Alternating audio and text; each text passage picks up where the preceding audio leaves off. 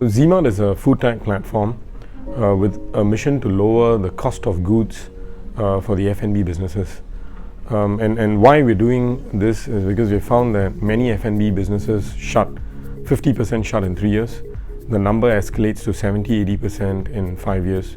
So it's a very, very tough business. And we have found that lots of small businesses don't focus their energies and efforts in cost of goods. So our goal is to look at how we can bring down cost of goods. 35% of revenue is actually spent in cost of goods. We are looking to bring it down to 25%, trying to add 10% back to their bottom line so that they can try and become more profitable. In Singapore, according to SingStat, there's about $10 billion worth of receipts on F&B businesses, but the entire industry is running on negative margin. So there are very few businesses in F&B that are profitable. So typically, an entrepreneur who wants to start an F&B business would think of his grandmother's recipe and potentially something he would believe that the whole world will like. But the reality is that chefs who are trained don't look at the dish and then source the ingredients. They source the ingredients and then think about what they can create out of these ingredients. So it's cost first and then the dish, not the dish and then the cost. What is Zeemart? Zeemart is a B2B, so business-to-business platform for the F&B industry. So specifically, it's for restaurants, cafes, hotels to use us as to procure all their raw materials. That means their food, even their disposables from their different suppliers in a digitized manner. So if you actually understand this trade a bit, the daily activities of procurement is extremely fragmented. So a lot of orders are being sent to suppliers using maybe a phone call or a text message, emails, fax. And because of that unstructured way of dealing with suppliers, sometimes there's a lot of errors that happen, mistakes, and that can lead to actually a lot of food wastage being happen or overbuying on the side of the buyer. So what Zeemart aims to do is to provide a single platform, which means that as a buyer, you then have greater control and visibility of all the expenses that your restaurant is incurring in terms of your food costs. Then on the flip side for suppliers, this industry is very traditional, right? So a lot of your food distributors, they're all family-run businesses and they also operate in a very offline manner. So they will also hire a lot of people to man the phone calls, man the emails, to take orders. So what Zeemart provides is a bit like a Shopify. So we enable these suppliers to provide a digital storefront so that they can also process orders at a much faster scale. Yep. So that is Zeemart in a nutshell. I mean, Covid-19, I think, dramatically changed the whole world. For us, I think the biggest challenge was we were just about to close a round, just before the pandemic. And this was in February 2020. And unfortunately, the investors pulled out of that round. So it put us in a position where we had lots of big plans that we had to scale back. And we would have sort of ran out of money within 3 to 4 months of that time frame. So June we were expecting to run out of money. So as a team we had to sit down and rethink how we operate to try and stretch this. And we knew that the first 2 quarters of last year was going to be the most difficult period for us to even raise money. I think even getting meetings was tough. Everyone has cold feet in investing. So we had no choice but to really rethink of how we can look at what we have and extend our runway to as long as possible. So and prior to that, we had already plans of looking at how we run a more tighter and efficient ship, and that was also unfolding, which gave us the opportunity to look at how we rethink our manpower basically. Before COVID-19, it was a totally different, obviously, environment. As a startup, we were on a trajectory of just going for fast growth and customer acquisition. So I think we were actually very, very energized and very confident for the year 2020. And then of course when the news struck, everybody panicked. So Again, I think as a startup, we are very vulnerable to all the winds of change, purely because we are also very dependent on venture capital, right? So we're dependent on investors continuing to believe in the business and the future of the business. But I think like any crisis, everybody will be shaken. So investors themselves were also very cautious, and that actually has a lot of repercussions down to us as a startup. So we had to really be very conservative and cautious once the COVID-19 struck. The buying volume actually dropped by more than half. Yeah, so definitely because I think once a circuit breaker hit, a lot of restaurants lost their dine-in, right? So and not a lot of restaurants were actually ready to do takeaways or deliveries. So we were about 75 people then. Today we are about 35 people. So we had to cut almost about 40 people in our organization. So you can say it's like we had to cut more than half of our strength, which is a big move.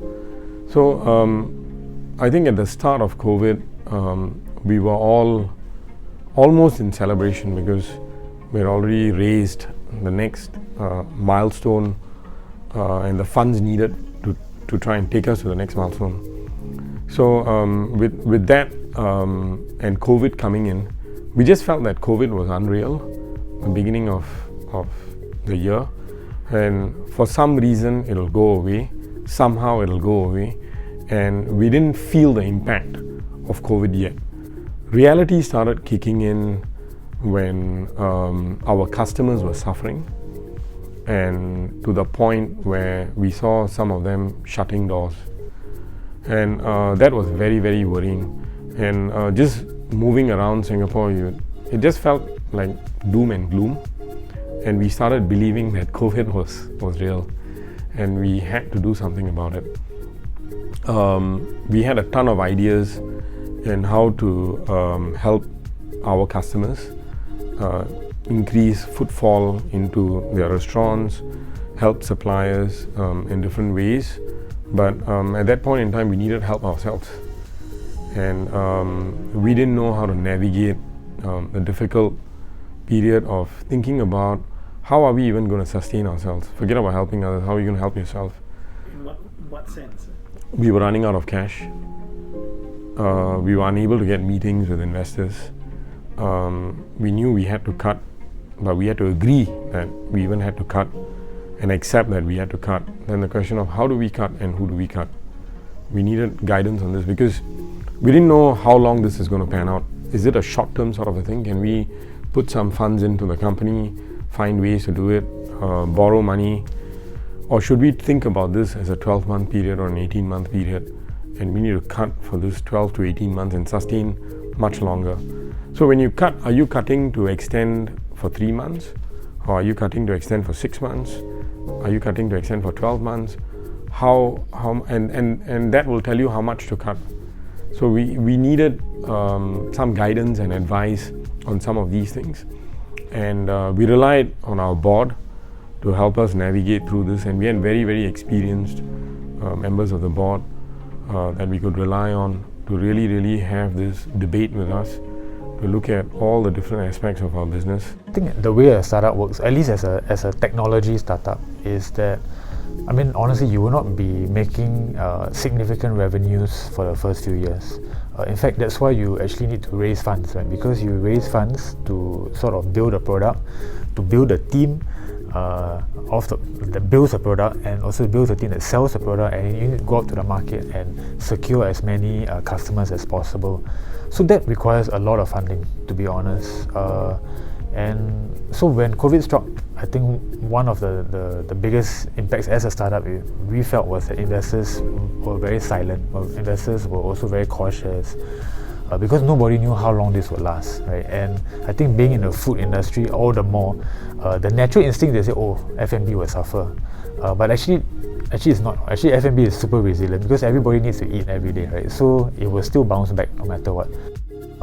Because of the travel restrictions, after a while we made a decision a few months into COVID to actually shut down the Jakarta office because it was very hard for us to I think as a startup we actually need a lot of we used to travel a lot every week, back to Jakarta to meet with the team, to meet with prospective clients, and if you can't do that, if we didn't know how long that would be for, it didn't make sense to really keep the office running.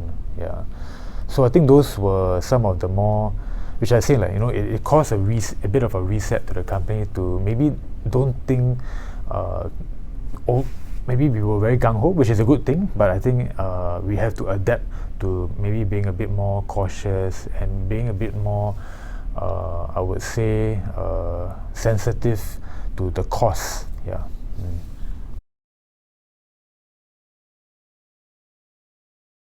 So we had to cut a big part of our team. COVID just accelerated that, which we would have done in any case, but COVID accelerated it.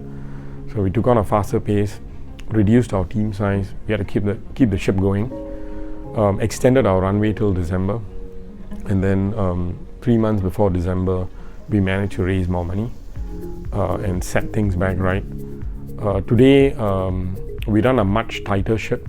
We know that we need to find ways to improve the way we work and look at a leaner workforce, just like an internet business or an internet company. How did you decide who to let go and who to stay on? Wow, very interesting question. I think it's an extremely tough decision to make, and we didn't want to react because of COVID-19 and make drastic changes that become irreversible. So how we planned our business was looked at the different areas of our business and tried to pick out the core drivers that is going to create the immediate impact and create sustainability for us over the next 12 months. So for us, the question is, what do we need to keep as bare bones so that we can sustain the business for the next 12 months? That was the deciding basis for us to think about who we keep and who we let go. One of the things that we did was we, instead of growing our product team, our dev team in Singapore, we actually decided to grow it more in our overseas office in India instead. Yeah, because it is a bit more. It's lower cost. Yeah, actually. Yeah. So in a way, we look at it as it was a good outcome for us because it helped to convert a lot of these non-techies to use tech, and that made it easier then for us to reach out to them. Yeah, so instead of maybe a couple of meetings in a day, a lot of the business development team could do a lot more meetings. Yeah, because they didn't have to travel from point to point. Spend maybe 1 hour having a coffee. Then so they could squeeze in more meetings in a day. Yeah, so I think that was the good part about the technology adoption that came out of COVID-19. Did your business grow, or has it grown? It grew, but I would say that definitely not as much as the previous year. But I think the positive is that it still grew, right? So for us, we take a lot of, we're happy that at least there's a positive growth. It wasn't backwards. I think one of the other things that also came out of it beyond just the processes was a lot of the suppliers were also facing shortage in terms of manpower, because you would find that a lot of these food suppliers, they depend on workers from Malaysia, right? So since there was obviously the border controls, a lot of their Malaysian workers could not return to Singapore, so they have to also now find technology, to do things in a smarter way, a more productive way. So we see that it's actually, it helps us to accelerate again what we're trying to do. I think what Zeemart is trying to do really is always, it's not just about building a product, but it's also building the awareness that you need to use digital tools. And that is actually a very slow process, but I think this whole COVID-19 actually is accelerated that desire to be more productive and efficient. I would distill down to, of course, there's lots of basic hygiene factors that's very important for employability. But let's move beyond the basic hygiene factors. I think curiosity is very, very important. I think regardless of which function you are in a business, it's extremely important for you to understand the business model, who the customers are, why our customers even decide to use us or want to decide to use us. And that understanding is really, really important for anyone and everyone in the company. And I think the behavior that drives that is curiosity. You need to be curious to really understand the depth of what you're providing in the market and the value that you're delivering in the market. It cannot be that customers are paying you because of relationship, and you need to find a way to try and bridge the relationship to value gap. Initially, you will always have friends and family who might support you, people who know you might say, yes, let me give you this piece of business. But are you providing enough value as a business? And I think that needs to be a question asked by everyone in the company, whether you're in HR, whether you're in finance, whether you're in tech, whether you're in sales and marketing, whether you're in management, you're in strategy. It's very, very important. And I think that gives you, now if you have that curiosity, you will naturally try to learn the different things that are happening in the business. And I think that stretches your lifespan in allowing you to be more adaptable to other areas in the startup. The risk in working in this environment today is that you become redundant. And how do you get out of making sure that you no longer are in the box of redundancy by making sure that you learn? And I think curiosity helps you bridge that gap to make sure that you're constantly keeping yourself updated, because you're a curious person. You just want to know. I think when you join a startup like Zeemart, when we're trying to do something very new, we don't know the answers to things. The kind of qualities that we look for are people who are always willing to experiment and are willing to try new things and not afraid to fail. It might sound a bit cliche, but actually it is the truth, because you will definitely in your entire journey building the product, you will make wrong decisions, right? And those decisions, you cannot be too hung up over those mistakes, but you take it as what can we learn from those mistakes and apply it for the next thing that we do. So I think one definitely quality I always look for is people who are more curious, who like to experiment, and actually have this very learning attitude. Because if you have this learning attitude, then you will not look at things as pass or fail, but it's like I pick up from here and I do the next thing better. Also to be collaborative. I think we like people who are able to work well with other people, who are able not to be have too much pride. Of course, to have a bit of ego is good, but you cannot be too close up on having people to criticize or give you objections to your idea. So if you have a good idea, you should be able to defend it.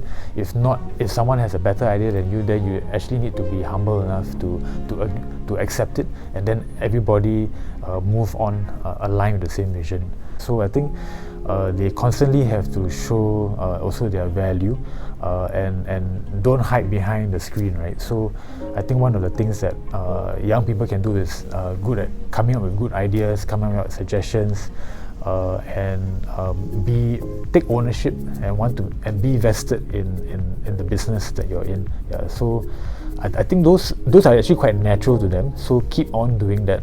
So I will urge employers to actually not look at that as sometimes as something negative, but embrace it in a positive way. Yeah.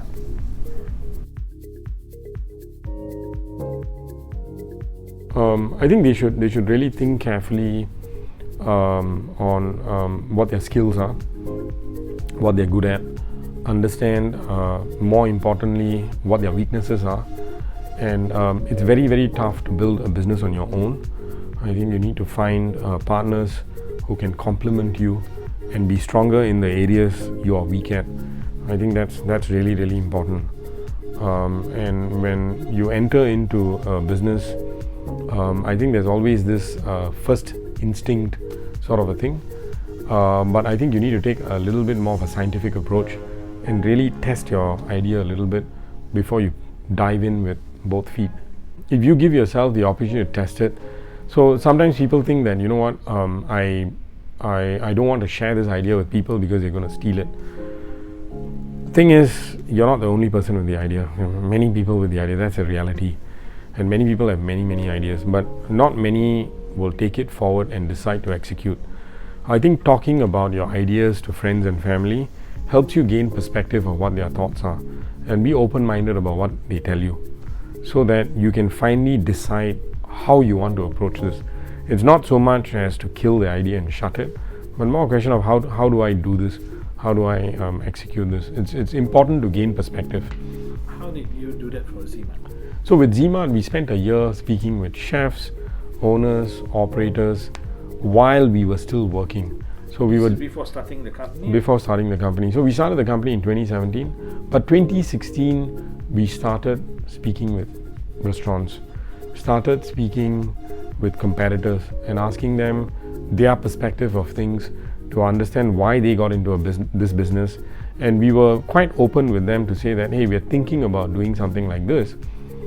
We can come in as investors, but we are thinking of these areas. Would you be interested to look at a bigger business and look at these areas and consider us as partners? So that's how we approached it. And we even said that if you don't want to share anything with us, we are okay.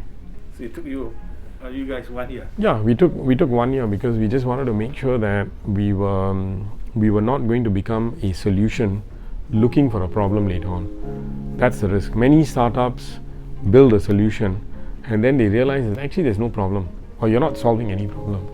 So I think you need to understand what the problem is and be 100% clear that this is the problem. So a business has to solve a problem? Ideally, yeah. I mean, that's the most simplistic way of looking at it. If you're not solving any problem, then you don't really have a purpose in the space. Especially so for startups? Especially so for startups, yeah.